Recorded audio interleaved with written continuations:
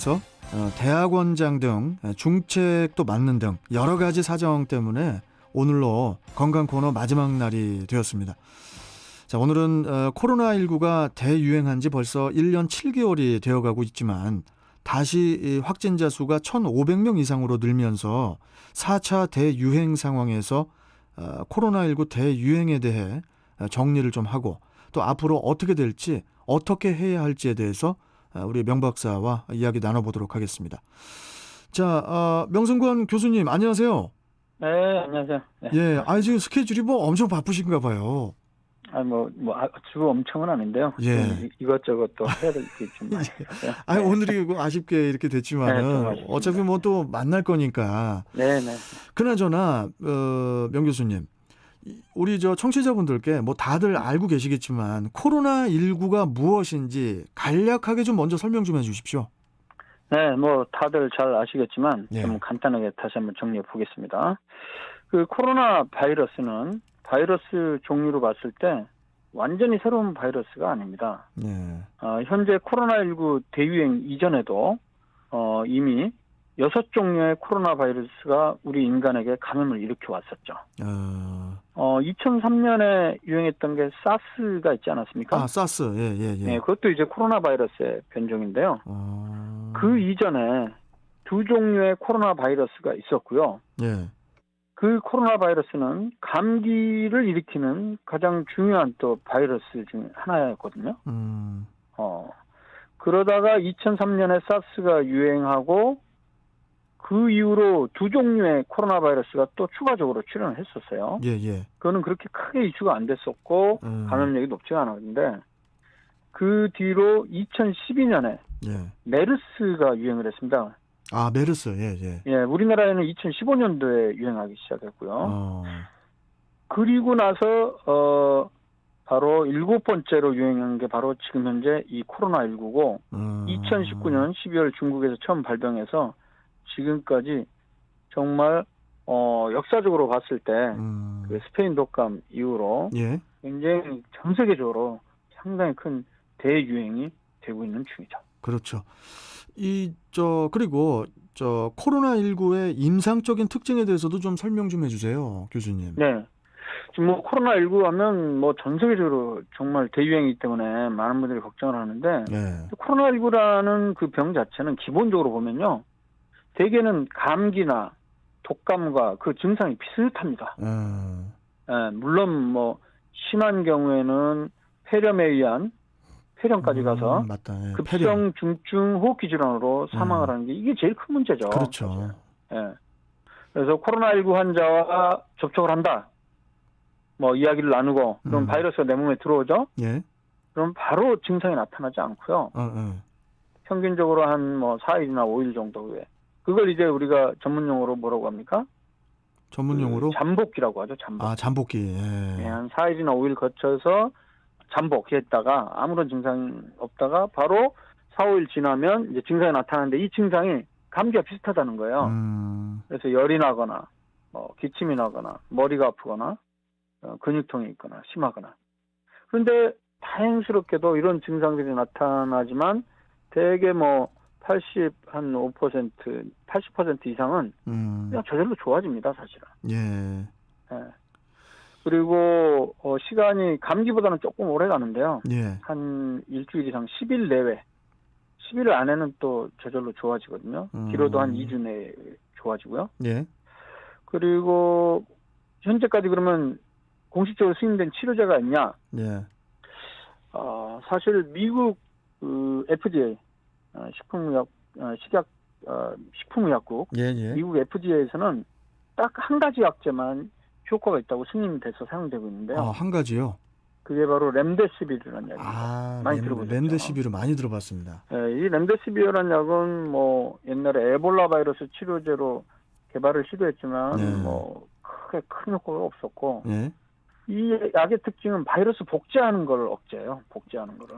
그래서 이제 치료제로 현재 유일하게 승인이 됐고요. 근데 독특한 거는 지난번에도 제가 말씀드렸습니다만 세계보건기구에서는 렘데시비르가 렘데시비르 효능에 대해서 승인을 안 했어요. 오히려 중증 환자 스테로이드제만 유일하게 승인을 한 상태고요. 예. 그럼 왜 이렇게 미국과 세계보건기구가 그 승인한 치료제가 다르냐? 서로 다른 임상시험의 결과 때문에 그런 것 같습니다. 예. 미국 내에서 임상시험 결과, 그리고 세계보건기구는 여러 나라, 국제적으로 여러 나라들에서 국제 임상시험 통해서 나온 결과인데 그 연구 결과가 달랐다는 거고요. 예. 또 그 해석도 약간씩 차이가 있어서 그렇습니다. 그리고 이제 예방 백신, 안 걸리게 하는 예. 예방 백신은 잘 아시는 대로 화이자, 아스트라제네카, 모더나 이런 여러 가지 그렇죠. 제약회사의 예방 백신들이 효과 있는 것으로 나왔죠. 그래서 효능이 있고 안전성도 확보가 됐기 때문에 작년 12월부터 시작해서 지금 거의 8개월째까지 전 세계적으로 접종이 진행되고 있고 우리나라에서도 진행되고 있어서 뭐 2차 접종까지 받은 사람이 30%가 넘었죠. 예. 그래서 가장 중요한 거는 이 백신 접종 때문에 예. 접종으로 인해서 원래 그 아까도 제가 했지만은 대부분은 큰 문제가 없는데 연세 드신 분들 7, 80대 어르신의 사망률이 굉장히 심각했거든요, 그동안. 예, 예. 다행히 7, 80대 어르신 예방접종 대부분 맞은 상황에서 사망률이 급격하게 감소하는 상태입니다. 우리 명 교수님께서는 아스트라제네카로 2차 접종까지 다 받으신 거예요? 네, 그렇습니다. 아, 그러셨구나. 아직 이제 맞을 때가 되지 않았습니까? 이제 예, 저도 지금 뭐가 됐든 맞고 싶은데. 맞습니다. 가장 빨리 맞을 수 있는 백신이 가장 좋은 백신이죠. 그러니까요.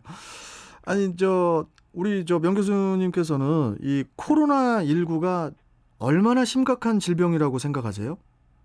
네, 이제 많은 분들이 이제 알고 계실 텐데 예. 제가 뭐 방송에 나와서도 여러 번 작년부터 주장을 했었죠. 예. 통계를 보면 뭐 잘 아시는 대로 기본적으로 1918년부터 약 2년 이상 동안 전 세계적으로 유행한 그런 독감 유행병이 있었어요. 그게 바로 뭡니까? 그 스페인 독감이라고 하죠, 이른바. 그게 뭐 스페인에서 유행한 건 아니었고 그렇죠. 스페인이 세계대전에 참여하지 않았기 때문에 그러한 그 기사 같은 거를 마음껏 쓸 수 있었기 때문에 이른바 스페인 독감이라고 이름이 지어졌는데 그 당시에 이 스페인 독감이 전 세계적으로 유행하면서 5천만 명까지 사망을 했습니다. 전 세계는 몇십억 인구까지 거의. 예. 스페인 독감 이래로 근데 지금 거의 100년이 지났는데 가장 많은 환자 수가 발생했고 가장 많은 사망을 초래했다는 측면에서 심각한 질병이 맞습니다. 그런데 말이죠. 예. 이른바 치명률. 그러니까 감염이 됐을 때 그중에 몇 명이 사망하느냐. 그렇죠. 예. 그런 측면에서 봤을 때 다른 감염병과 비교했을 때 그렇게 높지 않다는 거예요. 아, 그렇게 안 높아요? 예. 일단 코로나19에 걸리면 전혀 증상 없이 내가 이 병에 걸렸는지 안 걸렸는지도 모르고 지나간 무증상. 무증상이 약 30% 정도로 추정이 됩니다. 30% 이상. 그리고 전체적으로 봤을 때 80% 정도는 아까 말씀드렸던 대로 감기 혹은 약한 독감 수준이고요. 예.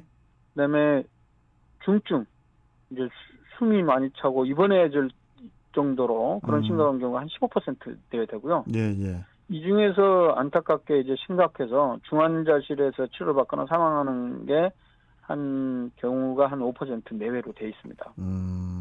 그래서 그 치명률이란 건 질병을 가진 사람 중에 사망률인데 지금 최근 통계까지 보면 전 세계적으로는 2.2%, 우리나라는 1.2%로 나옵니다. 기억하죠, 이 수치를. 1%, 2%인데 다른 질병의 치명률이 어떻게 되느냐? 독감 같은 경우는 미국 그 CDC에 의하면 0.1%까지 나오고요. 사스는 9.6%인가 약 10%. 메르스는 34% 이상. 치명률이요? 예. 아니 그러면 코로나는 되게 약관데요, 지금? 그렇죠. 같은 코로나 바이러스 계열인데 사스는 10%, 메르스는 35%에 비하면 지금 이게 우리나라 경우는 1.2%니까요. 근데 놀라운 사실은 우리가 그전부터 알고 있었던 코로나19 이전도 그리고 지금도 폐렴 환자들 많이 있지 않습니까? 그렇죠.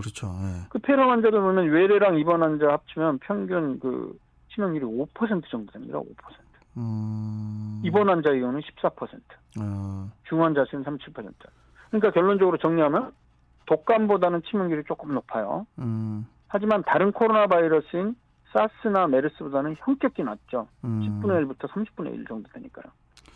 일반 폐렴보다도 한 3분의 1이나 5분의 1 이하로 낮습니다. 그렇군요. 근데 또 흥미로운 건요. 예. 우리가 고려해야 할 거는 바로 이 확진자 치명률 말고 감염자 치명률이라는 게 있어요. 감염자 치명률은 또 뭔가요? 그게 확진자 네. 아닌가요? 그게? 그죠? 그거 헷갈리죠? 근데 네. 확진자라는 건 말 그대로 내가 증상이 있어서 병원 가서 보건소 가서 진단받은 사람들을 확진자라고 하거든요. 아. 근데 감염자 같은 경우는 아까 제가 얘기했을 때 무증상으로 감염된 사람이 한 30% 이상 됐다고 그랬잖아요. 깜깜이 환자분들. 네, 깜깜이죠. 전혀 모르는 거. 본인도 예. 모르고 보건 당국도 모르는 거. 그러니까 우리 몸속에 감염이 됐은 사람까지 전부 다 포함했을 때 치명률이 어떻게 되느냐. 그걸 이제 전 세계로 나온 연구 결과들을 좀 보면요. 예. 결론적으로 말씀드리면 확진자 1명 진단될 때마다 예. 감염자는 약 10배 정도로 추정이 되고 있습니다. 10배 이상. 그래요. 그러니까 지금 현재 그러면 치명률이 우리나라가 1.2%면 실제로는 감염자 치명률 같은 경우는 한 그보다 10배가 분모가 많으니까 10분의 1이니까 0.1% 정도로 추정하니까 0.1%. 아까 제가 독감이 0.1%까지 나온다고 그랬죠. 0.05에서 예. 0.1%. 조금 높은 수준이다. 그래서 결론적으로 코로나19 감염력이나 전염력 그것 때문에 그게 높아서 사망자 수가 많았는지 가장 진짜 심각하긴 한데 예. 단순한 그 치명률 측면에서 봤을 때는 아주 심각한 상황은 아니다. 독감보다 조금 높은 수준이다. 대신에 이렇게 봐야 되지 않냐 이 말이에요. 백신 접종은 다 이렇게 받아야 되고. 예. 예. 집단 면역이 형성이 됩니까, 진짜? 집단 면역 지금 뭐 70% 정도면 우리가 해결될 수 있다고 보는데 예. 사실 이 부분은 아직 확실하지는 않습니다. 가을까지 가서 집단 면역이 되면 우리가 많이 안정이 될 것 같지만 또 이제 변이도 생기고 그러니까요. 그런 부분이 변이가 있어서 자꾸 생겨가지고 여러 가지 고려해야 될 부분은 많은 것 같습니다. 변이 때문에 명 교수님 저 백신을 또 맞으셔야 될 수도 있을 것 같아요. 부스터샷. 근데 지금 현재까지 나온 연구 결과를 보면요. 예. 우리 지금 현재 백신을 접종을 해도 델타 변이 같은 경우에도 효과가 뭐 80% 이상, 90%까지도 나오거든요. 예. 그래서 지금 뭐 일반 독감이 60% 정도 그 효과 있는 거에 비하면 여전히 변이 바이러스에 대해서도 효과적이라고 지금 현재는 정리를 하고 있습니다. 그렇군요. 자, 교수님 벌써 시간이 다 돼서 네. 오늘 말씀 좀 여기까지 들어야 되는데 네. 교수님 너무 바쁘셔서 오늘까지만 이렇게 좀 하시는 거지만은 또 좀 이따가 또 다시 오세요, 교수님. 네. 그리고 마지막으로 한 가지 제가 좀 강조하고 싶은 거는 방역 대책 지금 현재 매일매일 확진자 숫자 발표하고 있잖아요. 예. 근데 아까 제가 말씀드렸던 대로 폐렴을 예를 들면 연간 30만 명에서 130만 명까지 추산되고 1년에 2만 명 이상이 사망하거든요. 단순 계산하면 매일 폐렴 환자가 3,600명씩 이렇게 발생하는데 이걸 매일매일 발표한다고 생각해 보십시오. 굉장히 공포스럽죠. 그렇죠. 그런데 이 지금 코로나 같은 경우에는 폐렴과 비교했을 때 발생자 수는 3분의 1에서 10분의 1 수준이고 사망자 수 역시 10분의 1로 극히 낮습니다. 그래서 저는 무시해야 된다는 얘기가 아니라 확진자 수를 매일 발표하기보다는 사망자 중심으로 중증 환자 치료에 더욱 집중하고요. 지금 이제 집합금지나 영업 제한으로 굉장히 경제 특히 사회적으로 굉장히 심각한 문제 아닙니까?